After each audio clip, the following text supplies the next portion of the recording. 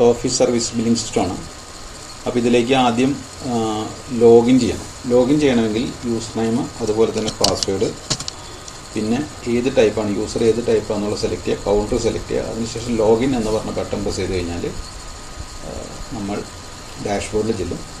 അപ്പോൾ ഇത് ലെഫ്റ്റ് സൈഡിൽ കാണുന്ന മെനൂസാണ്. ഈ ഏരിയയിൽ കാണുന്നത് മുഴുവനും എന്താ പറയുക വെച്ച് കഴിഞ്ഞാൽ current transaction ഡീറ്റെയിൽസാണ്.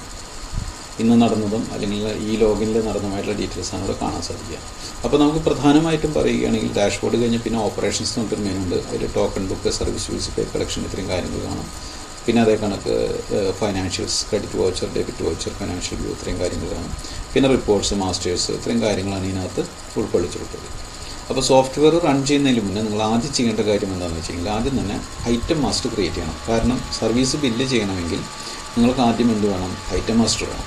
Item master create ചെയ്യാനായിട്ട് ഇവിടെ മാസ്റ്റേഴ്സ് എന്ന് പറഞ്ഞ മെനുവിൽ സബ് മെനു ആയിട്ട് സർവീസ് ഗ്രൂപ്പ് എന്ന് പറഞ്ഞിട്ട് മെനു കിടക്കുന്നുണ്ട്. ഉദാഹരണം പറയുകയാണെങ്കിൽ ഈ ഡിസ്ട്രിക്റ്റ്, അതുപോലെ തന്നെ ആധാർ സർവീസസ്, ഇതൊക്കെ എന്ന് പറഞ്ഞാൽ ഒരു ഹെഡിങ്ങിൻ്റെ അടിയിൽ ഒരുപാട് ഐറ്റംസ് വരുന്നതുകൊണ്ട് ഇവരെ നമ്മൾ എന്ത് ചെയ്യും?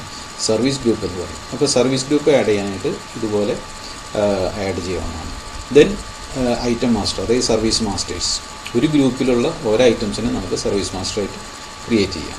ഉദാഹരണം പറയുകയാണെങ്കിൽ പാസ്പോർട്ടാണെങ്കിൽ ഞാൻ ആഡ് എന്ന് പറഞ്ഞ ബട്ടൺ പ്രസ് ചെയ്ത് കഴിഞ്ഞാൽ ഇത്രയും ഡീറ്റെയിൽസ് വരും. അത് ഏത് സർവീസ് ഗ്രൂപ്പിലാണ് പാസ്പോർട്ട് കിടക്കുന്നത്, പിന്നെ അതുപോലെ തന്നെ എന്താ പറയുക, പാസ്പോർട്ട് സർവീസസ് ഏത് ഗ്രൂപ്പിലാണ് കിടക്കുന്നത്, പിന്നെ നെയിം, അതുപോലെ തന്നെ എന്ത് പ്രിൻ്റാണ് വേണ്ടത്, പിന്നെ യൂണിറ്റ് ഓഫ് മെഷർമെൻറ്റ്. ഇതിന് ജനറലായിട്ട് നമുക്ക് എന്താ വെച്ചാൽ ചില സർവീസസിന് വാലറ്റ്സ് നമുക്ക് ഡിഫോൾട്ടായിട്ട് സെറ്റ് ചെയ്ത് വയ്ക്കാൻ പറ്റും. ഇനി വാലറ്റ്സ് കമ്പൽസറി അല്ലെങ്കിൽ നമുക്ക് ജനറൽ എന്ന് പറഞ്ഞ വാലറ്റ് കൊടുത്താൽ മതി.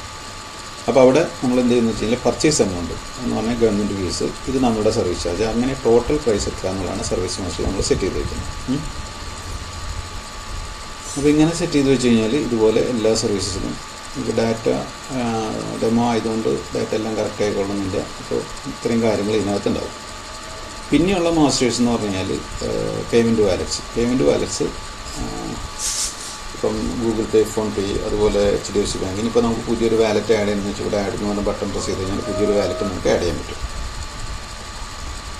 അപ്പോൾ ഇത്രയും കാര്യങ്ങളാണ് മാസ്റ്റേഴ്സ് എന്ന് പറയുന്ന സെക്ഷനിൽ ഉൾപ്പെടുത്തിയിട്ടുള്ളത്. പിന്നെ അടുത്തത് കസ്റ്റമർ മാസ്റ്ററിൽ നമുക്ക് കസ്റ്റമർ രജിസ്ട്രേഷൻ സിസ്റ്റം വഴി വരുന്നതും കിട്ടും. പിന്നെ അതുപോലെ തന്നെ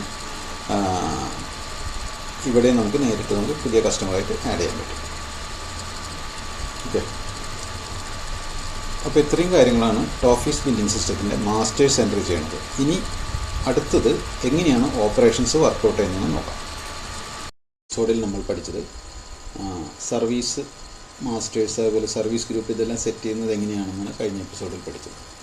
അപ്പോൾ ഇത്തവണ നമ്മൾ പരിചയപ്പെടാൻ പോകുന്നത് എങ്ങനെയാണ് ഒരു കസ്റ്റമർ വന്ന് കസ്റ്റമർക്ക് ബില്ല് ചെയ്യുന്ന കാര്യങ്ങൾ, അതുപോലെ തന്നെ പേയ്മെൻറ്റ് കളക്ട് ചെയ്യുന്ന കാര്യങ്ങൾ, ഇത് സോഫ്റ്റ്വെയർ വഴി ചെയ്യുന്നതെന്നാണ് ഇവിടെ പഠിപ്പിക്കാൻ പോകുന്നത്. അപ്പോൾ ആദ്യം തന്നെ ഒരു കസ്റ്റമർ വന്നു കഴിഞ്ഞാൽ ടോക്കൺ ബുക്കിൽ അവർ രജിസ്റ്റർ ചെയ്യണം. ടോക്കൺ ബുക്ക് എന്ന് പറഞ്ഞു കഴിഞ്ഞാൽ ഏത് കസ്റ്റമർ വന്നു കഴിഞ്ഞാൽ അവരുടെ കസ്റ്റമറുടെ മൊബൈൽ നമ്പർ, ഡേറ്റ്, ഇത്രയും കാര്യങ്ങൾ വെച്ചിട്ട് അവർ രജിസ്റ്റർ ചെയ്യണം. ഉദാഹരണം പറയുകയാണെങ്കിൽ ആഡ് എന്ന് പറഞ്ഞ ബട്ടൺ പ്രസ് ചെയ്യുക, അവിടെ നമ്പർ ടൈപ്പ് ചെയ്ത് കഴിഞ്ഞാൽ അവർക്ക് പേരുണ്ടാവും. നമ്പർ 2 എറണാകുളം, പാലക്കാട്, തൃശ്ശൂർ, ഏത് ജില്ല വേണമെങ്കിലും നമുക്ക് സെലക്ട് ചെയ്യാം.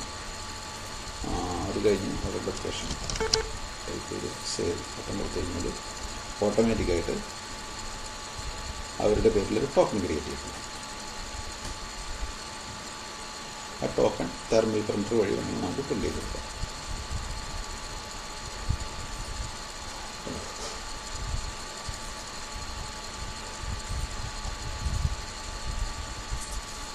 ടോക്കൺ ഇനി അങ്ങനെ കൊടുത്തു കഴിഞ്ഞാൽ സർവീസ് ബില്ല് ചെയ്യുന്ന സമയത്ത് ഇവിടെ നിന്നുകൊണ്ട് തന്നെ സർവീസ് ഇൻവോയ്സ് എന്ന ബട്ടൺ പ്രസ് ചെയ്ത് കഴിഞ്ഞാൽ സർവീസ് ബില്ല് വന്നു. ഇന്നത്തെ ഡേറ്റ്, ടോക്കൺ നമ്പർ സെലക്ട് ചെയ്യും. 2 എന്ന് ടോക്കൺ നമ്പർ സെലക്ട് ചെയ്ത് ആളുടെ പേരും വിലാസവും ഓട്ടോമാറ്റിക്കായിട്ട് വരും. അവിടെ വന്നു കഴിഞ്ഞ് ഇനിയിപ്പോൾ അവർക്കൊരു ഇൻകം സർട്ടിഫിക്കറ്റ് വാങ്ങിക്കുകയാണെങ്കിൽ ഇൻകം സർട്ടിഫിക്കറ്റ് എടുത്തു കഴിഞ്ഞാൽ ഏത് വാലറ്റിൽ നിന്ന് ഡെബിറ്റ് ചെയ്യുന്ന നമ്മൾ സെലക്ട് ചെയ്യുക. അതിൽ നിന്നൂടെ പ്ലസ് ബട്ടൺ പ്രസ് ചെയ്യുക. സേവ് ഇത് സേവ് ചെയ്ത് കഴിഞ്ഞാൽ നമുക്ക് രണ്ട് രീതിയിൽ പേയ്മെൻറ്റ് ലഭിക്കും. ചില സ്ഥലങ്ങളിൽ ബില്ലിംഗ് ക്ലർക്ക് തന്നെയായിരിക്കും പേയ്മെൻറ്റ് വാങ്ങിക്കുക, ചില സ്ഥലങ്ങളിൽ സെൻട്രലായിട്ടായിരിക്കും പേയ്മെൻറ്റ് വാങ്ങിക്കുക. അപ്പോൾ ബില്ലിംഗ് ക്ലർക്ക് പേയ്മെൻറ്റ് വാങ്ങിക്കുന്ന അവസ്ഥകളിലാണെങ്കിൽ ഇവിടെ തന്നെ ഓക്കെ കൊടുത്തു കഴിഞ്ഞാൽ മതി. ആ പേയ്മെൻറ്റ് ക്യാഷാണോ ബാങ്കാണോ എന്നുള്ളത് സെലക്ട് ചെയ്യുക. ബാങ്കാണെങ്കിൽ HDFC, ക്യാഷ് ആണെങ്കിൽ ഇ-പേ ആണെങ്കിൽ ഗൂഗിൾ പേ സെലക്ട് ചെയ്ത് കഴിഞ്ഞാൽ സേവ് എന്ന് പറഞ്ഞ ബട്ടൺ കൊടുത്തു കഴിഞ്ഞാൽ അത് ഓട്ടോമാറ്റിക്കായിട്ട് സേവ്. ഇതാണ് അവർക്ക് കൊടുക്കേണ്ട വിധി. നമുക്ക് ഓക്കെ, ഇത് നമുക്ക് പ്രിൻ്റ് എടുക്കാം. ഇനി പേയ്മെൻറ്റ് കളക്ഷൻ സെൻട്രലൈസ് ചെയ്തിട്ടുള്ള കമ്പനികളാണെങ്കിൽ പേയ്മെൻറ്റിൽ പോയി കഴിഞ്ഞിട്ട് അവിടെ ആഡ് എന്ന് പറഞ്ഞ ബട്ടൺ പ്രസ് ചെയ്ത് കഴിഞ്ഞാൽ അതിൽ പെൻഡിങ്ങിൽ കിടക്കുന്ന എല്ലാ ഇൻവോയ്സസും കൂടെ കാണും. അപ്പോൾ അതായത് സെലക്ട് ചെയ്തിട്ട് പേയ്മെൻറ്റ് കളക്ട് ചെയ്യും. ഇത്രയും കാര്യങ്ങളാണ് എന്ത് സംഭവിക്കുന്നത് ഓഫീസ് ബില്ലിംഗ് സിസ്റ്റത്തിലെ ടോക്കൺ ടു പേയ്മെൻറ്റ് കളക്ഷൻ. അപ്പോൾ ആദ്യം ടോക്കൺ തൊട്ട് then service bills, payment collection. ഈ സർവീസ് ബില്ലിൽ ആണ് മെയിനായിട്ട് എൻട്രീസ് നടത്തുന്നത്. അപ്പോൾ ഇത് ക്ലിയർ ആയിട്ടുണ്ടെന്ന് വിചാരിക്കുന്നു. നമ്മളിപ്പോൾ പഠിച്ചത് സർവീസ് ബില്ല് ചെയ്യാനും മാസ്റ്റർ സെറ്റ് ചെയ്യാനും അതുപോലെ തന്നെ ബില്ല് ചെയ്ത ഡാറ്റയ്ക്ക് പേയ്മെൻറ്റ് എങ്ങനെ കളക്ട് ചെയ്യണം എന്നൊക്കെ നമ്മൾ കഴിഞ്ഞ 1-2 വീഡിയോയിലേക്ക് പഠിച്ചു കഴിഞ്ഞു. ഇനി അടുത്ത സെഷൻ എന്ന് പറയുന്നത് റിപ്പോർട്ട്സാണ്. റിപ്പോർട്ട്സ് എന്ന് പറഞ്ഞു കഴിഞ്ഞാൽ നിങ്ങൾക്ക് ആവശ്യമുള്ള സബ്മിഷന് വേണ്ടിയിട്ടുള്ള ഡാറ്റ എങ്ങനെ റിപ്പോർട്ട് ഫോർമാറ്റിൽ എടുക്കാം എന്നുള്ളതാണ് ഈ സെഷനിലൂടെ ഞങ്ങൾ പറഞ്ഞു തരുന്നത്. ആദ്യം റിപ്പോർട്ട്സ് എന്ന സെഷൻ നോക്കിക്കഴിഞ്ഞാൽ നിങ്ങൾക്ക് ഏറ്റവും അത്യാവശ്യമുള്ള ഒരു ബില്ലെന്ന് പറഞ്ഞാൽ പ്രോഫിറ്റ് സമ്മറിയാണ്. പ്രോഫിറ്റ് സമ്മറി എന്ന് പറഞ്ഞു കഴിഞ്ഞാൽ ഒരു വർഷത്തിൽ, ഒരു മാസത്തിൽ, അതാത് ദിവസത്തിൽ കഴിഞ്ഞാൽ അതത് ദിവസത്തിൽ സ്റ്റാഫ് വൈസ് എങ്ങനെ നിങ്ങൾക്ക് ബിൽ കളക്ഷൻ വന്നു എന്നത് നമുക്കറിയാൻ പറ്റും. ഇപ്പോൾ ഇന്ന് 2 ബില്ലാണ് അടിച്ചിട്ടുള്ളത് സ്റ്റാഫ് ആഡ്മിൻ. അതിൽ 1810 രൂപ നമുക്ക് സെലക്ട് ചെയ്തതിൽ 1510 രൂപ ഡിപ്പാർട്ട്മെൻറ്റ് ഫീസും 300 രൂപ നമ്മുടെ പ്രോഫിറ്റാണ്. അപ്പോൾ ഇങ്ങനെയാണ് ഇതിലേക്ക് റിപ്പോർട്ട് വരിക. ഈ റിപ്പോർട്ട് നമുക്ക് PDF ആയിട്ട് കാണണമെങ്കിൽ ഷോ റിപ്പോർട്ട് നമ്മൾ കൊടുക്കുന്നത് റിപ്പോർട്ട് PDF ആയിട്ട് കാണണമെങ്കിൽ PDF എന്ന ബട്ടൺ പ്രസ് ചെയ്ത് കഴിഞ്ഞാൽ PDF-ലേക്ക് പോകും.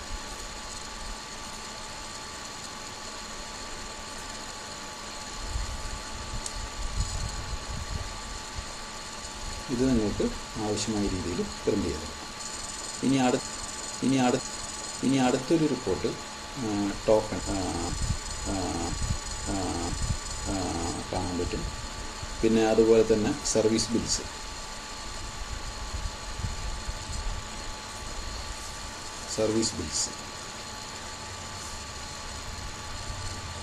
പിന്നെ staff wise collection, expense, profit summary, ഇത്രയും റിപ്പോർട്ട്സ് ഇതിനകത്ത് അവൈലബിൾ ആണ്. അപ്പോൾ ഇത് എല്ലാം കാണിച്ചു തരാൻ നന്നായി ഒരുപാട് സമയമെടുക്കുന്നതുകൊണ്ട് എളുപ്പത്തിൽ അവസാനിപ്പിക്കാൻ വേണ്ടിയിട്ട് പറഞ്ഞു മാത്രം. അപ്പോൾ നിങ്ങളുടെ ഏറ്റവും പ്രധാനപ്പെട്ട റിപ്പോർട്ട് എന്ന് പറഞ്ഞു കഴിഞ്ഞാൽ ഇതാണ്, പ്രോഫിറ്റ് സമ്മറിയാണ്. അതുപോലെ income and expense, counter wise collection, ഇതൊക്കെ നമുക്ക് ഇതിനകത്തുനിന്ന് തന്നെ എടുക്കാൻ പറ്റും. അപ്പോൾ ഈ പറയുന്ന ഓപ്പറേഷൻസ്, മാസ്റ്റേഴ്സ്, റിപ്പോർട്ട്സ്, ഇത്രയും കാര്യങ്ങൾ വന്നു കഴിഞ്ഞാൽ നിങ്ങൾക്ക് നിങ്ങളുടെ ബില്ലിംഗ് ആൻഡ് പേയ്മെൻറ്റ് കളക്ഷൻ എന്ന വിഭാഗം വളരെ ഭംഗിയായിട്ട് ഈ സോഫ്റ്റ്വെയർ വഴി ചെയ്യാൻ സാധിക്കും എന്നാണ് ഞങ്ങൾ വിശ്വസിക്കുന്നത്. ബാക്കി നിങ്ങൾ ഉപയോഗിച്ച് നോക്കിയതിന് ശേഷം പറയാൻ പോകുന്നത് ഫൈനാൻഷ്യൽസാണ്. ഈ ഫൈനാൻഷ്യൽസ് എന്ന് പറഞ്ഞു കഴിഞ്ഞാൽ അതൊരു അഡ്വാൻസ്ഡ് മൊഡ്യൂളാണ്. ഇപ്പം കമ്പനിയുടെ ബില്ല് ചെയ്യുന്നു, പേയ്മെൻറ്റ് കളക്ട് ചെയ്യുന്നു, ഇതൊക്കെ കൂടി കൺസോളിഡേറ്റ് ചെയ്യുന്ന ഒരു ഏരിയയാണ് ഫൈനാൻഷ്യൽസ്. അല്ലാതെ നിങ്ങൾ ഉദ്ദേശിക്കുന്ന പോലെ വലിയൊരു അക്കൗണ്ടിങ് ടൈംസിൻ്റെ ഫൈനാൻഷ്യൽസ് അല്ല ഇതിലുള്ളത്. ക്രെഡിറ്റ്, ഡെബിറ്റ്, അത് ഇൻകം എക്സ്പെൻസ് ഹാൻഡിൽ ചെയ്യാവുന്ന ഒരു സിസ്റ്റം. അപ്പോൾ അതിൽ വരുന്നതെന്ന് വെച്ചാൽ ക്രെഡിറ്റ് വൗച്ചർ എന്ന് പറഞ്ഞു കഴിഞ്ഞാൽ നിങ്ങൾക്ക് വരുന്ന പൈസേനെ നമുക്ക് എൻ്റർ ചെയ്യാനുള്ള സംഗതിയാണ് ക്രെഡിറ്റ് വൗച്ചർ. ഇതുപോലെ ഒരു ഇതുണ്ടാവും. ഇപ്പോൾ വന്നിട്ടുള്ള പൈസകളോട് അങ്ങനെ കാണും. പുതിയതായിട്ട് ഇവിടെ നമുക്ക് എന്തെങ്കിലും പൈസ, എന്തെങ്കിലും രീതിയിൽ പൈസ കിട്ടുന്നുണ്ടെങ്കിൽ അത് ക്രെഡിറ്റ് വൗച്ചർ വഴി നമുക്ക് ആഡ് ചെയ്യാം. ഇങ്ങനെ ഒരു ലെവലിലേക്ക് ആഡ് ചെയ്യാം. ദെൻ അടുത്തത് വരുന്നത് ഡെബിറ്റ് വോച്ചർ. ഡെബിറ്റ് വോച്ചർ എന്ന് പറഞ്ഞാൽ നിങ്ങളുടെ റെൻറ്റോ അതുപോലെ തന്നെ സ്റ്റാഫിന് സാലറി കൊടുക്കുന്ന അങ്ങനെയുള്ള ഒരുപാട് കാര്യങ്ങളുണ്ട്. അപ്പോൾ അത് ഇവിടെ കൊണ്ടുവന്ന് എൻ്റർ ചെയ്യാനാണ് ഡെബിറ്റ് വോച്ചർ എന്ന് പറയുന്നത്.